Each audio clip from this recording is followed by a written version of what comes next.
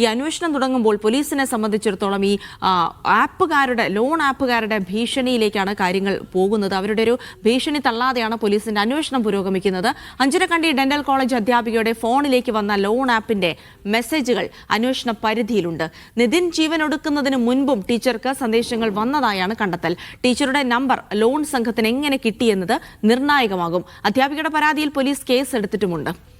ബിജീഷ് ഗോവിന്ദൻ വിവരങ്ങൾ നൽകും. ബിജീഷ്, ഈ അന്വേഷണം തുടങ്ങുമ്പോൾ സ്വാഭാവികമായിട്ടും ഇപ്പോൾ ഇതിനകത്ത് ഒരു ട്വിസ്റ്റായിട്ട് വന്നു നിൽക്കുന്നത് ലോൺ ആപ്പിന്റെ ഒരു ഭീഷണി, ഒപ്പം തന്നെ അധ്യാപികയുടെ നമ്പർ കൊടുത്തതുമായി ബന്ധപ്പെട്ട കാര്യങ്ങളാണ്. അതിൽ ഇനിയും ഒരു വ്യക്തത വരേണ്ടതുണ്ട്. എങ്ങനെയാണ് അധ്യാപികയുടെ നമ്പർ കിട്ടിയത്? കാരണം ലോൺ ആപ്പുകാരുടെ പ്രോസസ്സ് ഒന്നും അത്ര ലളിതമല്ല എന്നിരിക്കെ OTP അടക്കമുള്ള കാര്യങ്ങൾ ഫോണിൽ നിന്ന് എടുക്കണം. അപ്പോൾ ഇതൊക്കെ എങ്ങനെ സംഭവിച്ചു എന്നുള്ളതടക്കം കണ്ടെത്തണം. എന്തായാലും ആദ്യഘട്ട അന്വേഷണം അത് ലോൺ ആപ്പിനെ കേന്ദ്രീകരിച്ചായിരിക്കും എന്നുള്ള സൂചനകളാണോ അന്വേഷണ സംഘത്തിൽ നിന്ന് ലഭിക്കുന്നത്?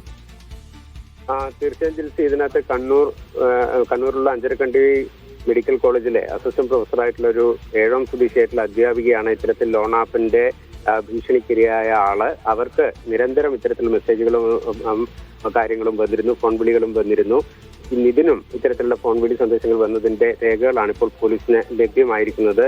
നിതിൻ ജീവനൊടുക്കുന്നതിന് മുൻപ് ടീച്ചർക്ക് സന്ദേശങ്ങൾ വന്നതായിട്ടുള്ള കണ്ടെത്തൽ പോലീസ് നടത്തിയിട്ടുണ്ട്. ടീച്ചറുടെ നമ്പറിലേക്കും ഇത്തരത്തിൽ മെസ്സേജുകൾ വന്നതിന്റെ കാര്യങ്ങളും സൈബർ പോലീസ് കണ്ടെത്തുകയും ചെയ്തിട്ടുണ്ട്. സൈബർ പോലീസ് ഇത് സംബന്ധിച്ച് ടീച്ചറുടെ പരാതിയിൽ ഇപ്പോൾ കേസെടുത്ത് അന്വേഷണം നടക്കുകയാണ്. ഏതായാലും നിതിൻ ജീവനൊടുക്കിയ സംഭവത്തിനകത്ത് ജാതീയാധിക്ഷേപവും അതുപോലെ തന്നെ നിതിൻ നേരിട്ട മറ്റ് റാഗിംഗ് ഉൾപ്പെടെയുള്ള സംഭവങ്ങൾ സംബന്ധിച്ചുള്ള അന്വേഷണം നടക്കുന്നുണ്ട്.